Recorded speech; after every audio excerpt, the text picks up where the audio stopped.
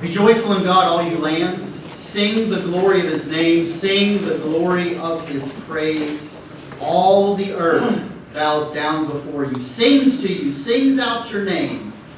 Come now and see the works of God, how wonderful he is in his doing toward all people. A psalm of praise that overflows with gratefulness, with thankfulness, with gratitude, thinking of who God is, of what God has done. A heart that's just so filled with thank you. It just can't help but pour out in words that honor God, and words that say joy and glory and peace and love, and the whole world bowing before the throne of God. If we will think, if we will consider, if we will remember even just one of those moments, one of those true and real and good moments, one of those times where we just knew. We knew God had blessed us. We knew God had heard us. We knew a prayer had been answered. We could just remember that moment. Wouldn't that praise, wouldn't that gratitude, wouldn't that thankfulness just kind of pour out of us? It's spontaneous. It's uncontrollable. Whether we're saying it with words or our hearts are just so full, all we can come out with is just, ow. Because we've had those moments. I'm sure of it. I'm positive that everyone in this room has had one occasion at some point, at some time, and you just knew. And maybe it was recent, and maybe it was a long time ago, and maybe you have to think about it, or maybe it happens all the time. But whatever it is, there is some moment, and you just knew. I was so worried, I was so upset, I was so scared, and then it happened. I was praying and praying hard, and I just didn't know, and then it happened. Or maybe I just didn't know what to expect, and it still happened. The car swerves out of the way at the last second, and my family is spared. And oh, what could have been? Or that check comes, and I'm not expecting it, and it's just at the right time, and it's just at the right moment, and how could we have even asked or known for this, and yet here it is. Where I hold that new child, see that new grandchild. It's for the very first time, and all that can come out of my heart is just thank you. It's just thank you. It's so easy to lose moments like that. They're like diamonds. They're precious. And they ought to last forever. It's not so much that they go away as it is they get buried. They get buried under the debris of life.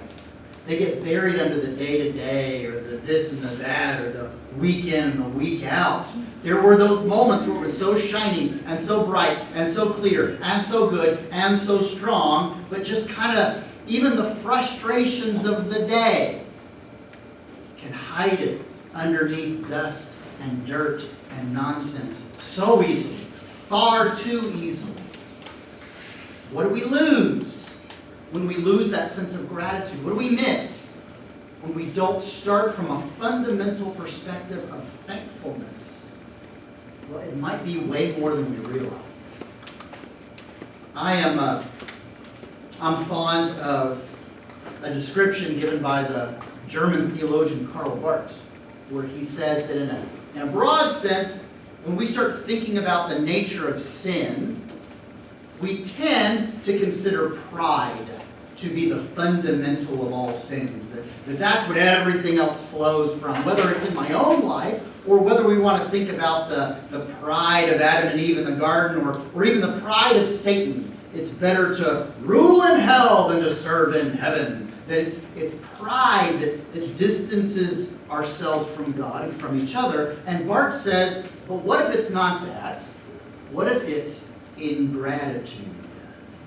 What if ingratitude was the fundamental sin from which everything else flows.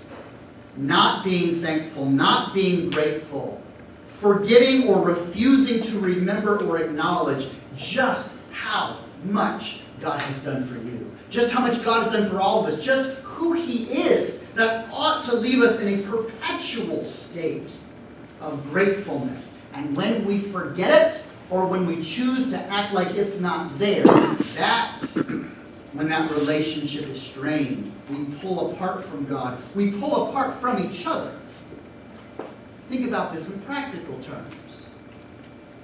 Anyone ever had a disagreement with a loved one? Ever? I mean, maybe not all of you. I'm guilty in that regard. For having a frustration at a wife or a child or several children. And in the moment, the frustration seems so overwhelming. The anger or the irritation or the disappointment or whatever it is, it seems so consuming. Wasn't there a moment where you were consumed by something else with that same person? Wasn't there a moment where you were maybe exchanging rings and vows before God and your heart was filled almost like it would burst with love? That child was placed in your arms for the first time and all you could do was just.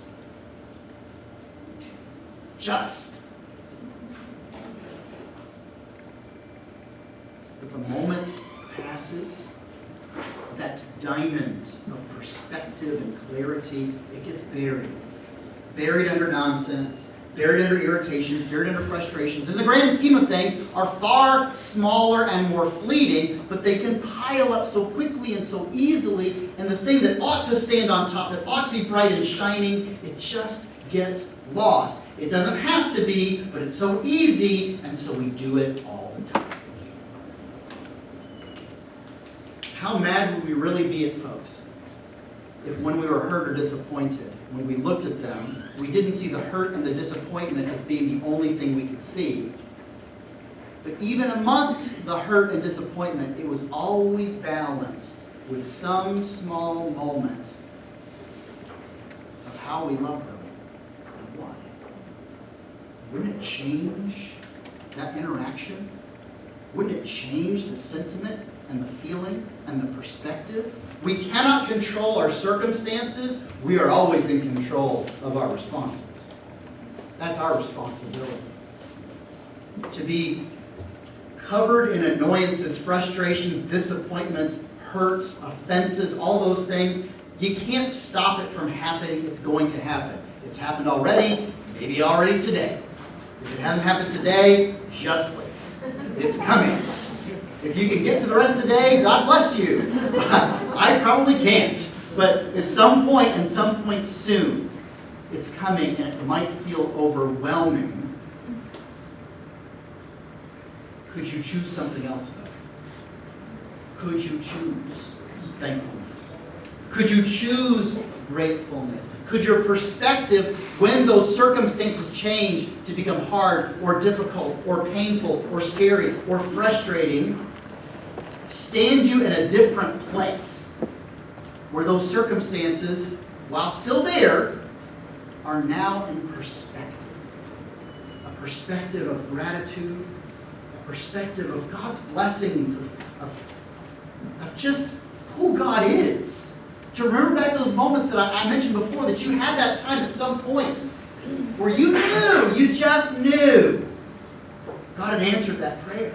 You just knew that God was there. You could feel it. You could see it. You were overwhelmed with gratefulness and praise. And then when the frustrations of the day want to overwhelm you, you keep them at bay because that diamond is not lost. And you know the bad stuff, it comes and it goes. The presence of Almighty God, it is always good. It is always right. It is always true. And it is always there. We can hear our gospel lesson about the 10 lepers who were cleansed and only one comes back to praise. And we can think, yeah, well, those old 9 dirty old so-and-sos, and I would be grateful and I would be thankful. And at least as far as I'm concerned, I'm not so sure. There's plenty of times where I can be ungrateful without even paying attention. I'm not looking to be a jerk about it, but it's just so easy to do. You can simply refuse to give the proper thanks and praise for the incalculable, unnumbered blessings that we have gotten day by day and for the course of all of our lives. Are you awake and alive this morning? Then thank God. Do you have family and friends today? Then thank God.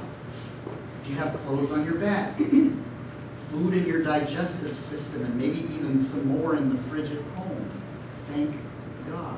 Do you have the ability to work or to bless or to care for people, stuff you know how to do, things and talents and gifts that you have? Thank God. Do you have experiences and memories in this life, things that have happened to you that you've grown through and grown from? Then thank God. Are you assuming that every good thing that you've ever had is about to stop at any moment? Your life will cease and every blessing will dissipate and disappear? No? Well, then thank God.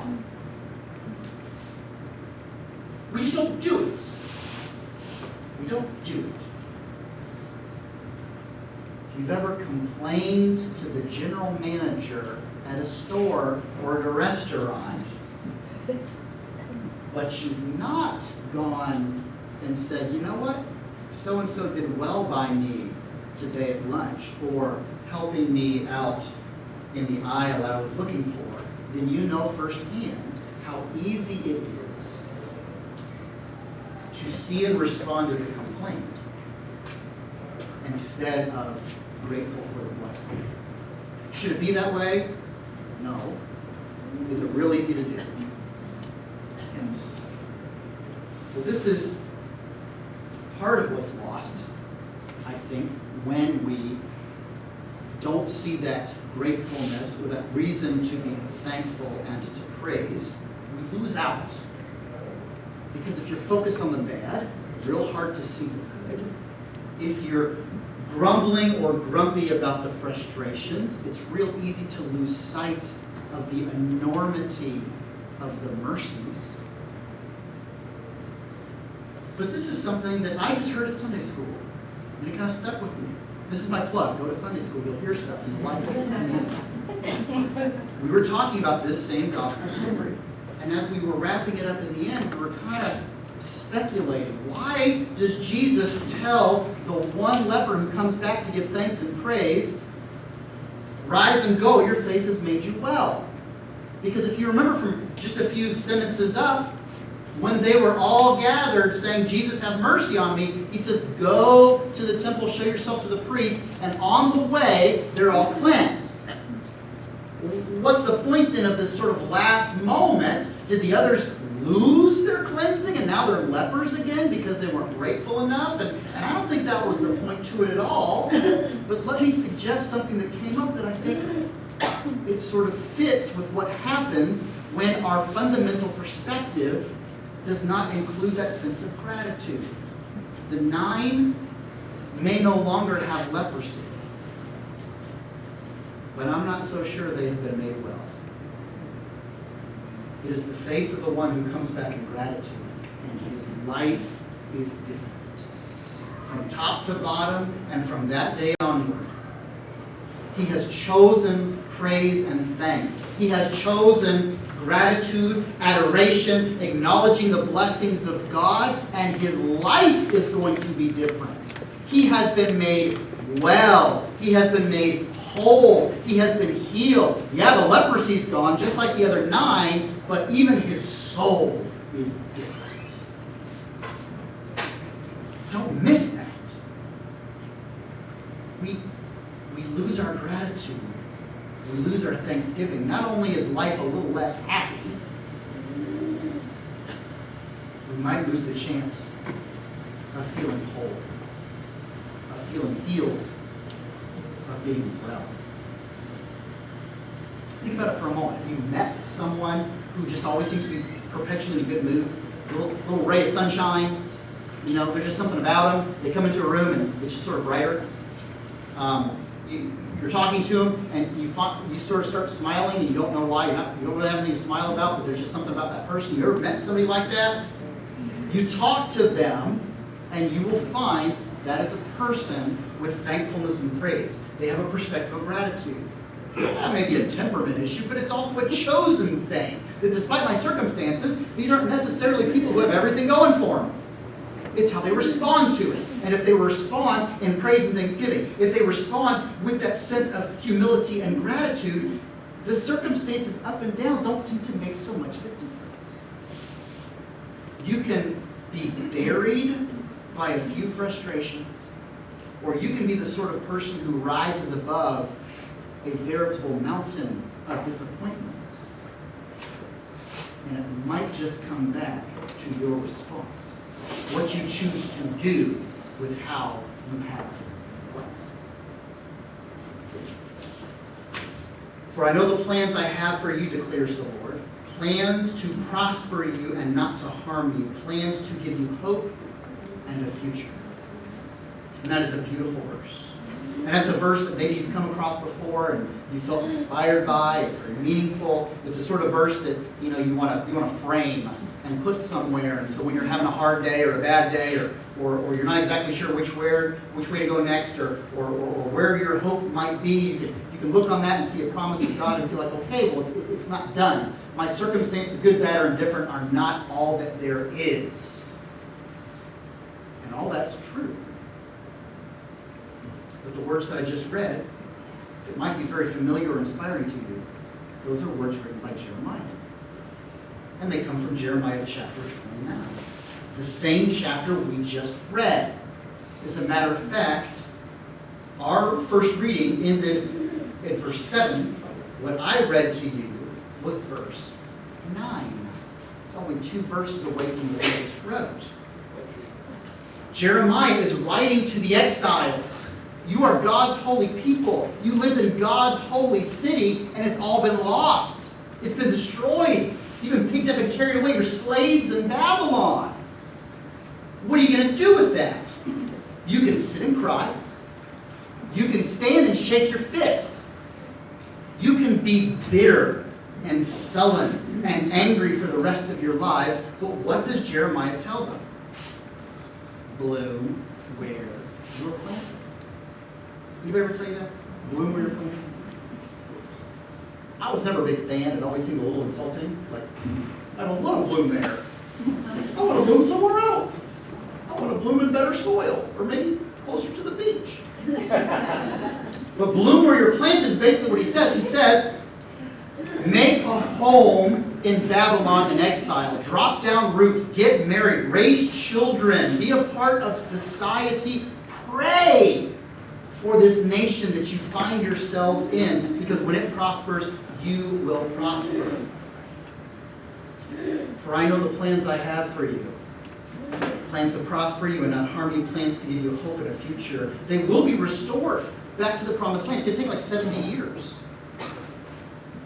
And they have a choice to make.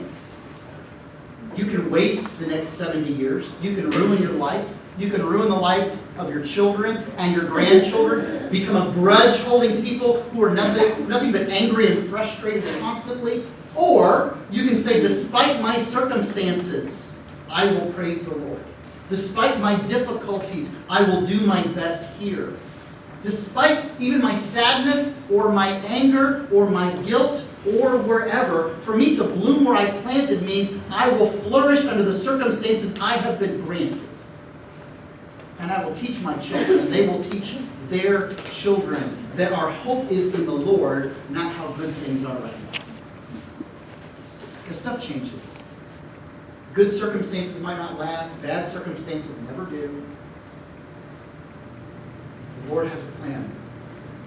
A plan to prosper you, not to harm you. It might not be easy, but it is a plan to give you hope and a plan to give you a future. But if we're focused on the frustrations, the annoyances, the disappointments, the hurts, that's all we're going to see. But if you will bloom where you have been planted, even if the soil is not what you wanted, not what you asked for or have chosen, you may still flourish. And like the one leper who returned, maybe, just maybe, you will be whole. You will be healed. You will be well. Gratitude may not change our circumstances. It will most assuredly change us. And even if nothing gets better, He is worthy of our praise. In the best times and in the worst times. It is true, whether we feel it or not. So remember, if it takes that bright, shining moment to stir those feelings back up again, then do it. But remember what the Lord has done for you. Remember who He is. And remember His plan of a hope and a future is not over yet. And be grateful.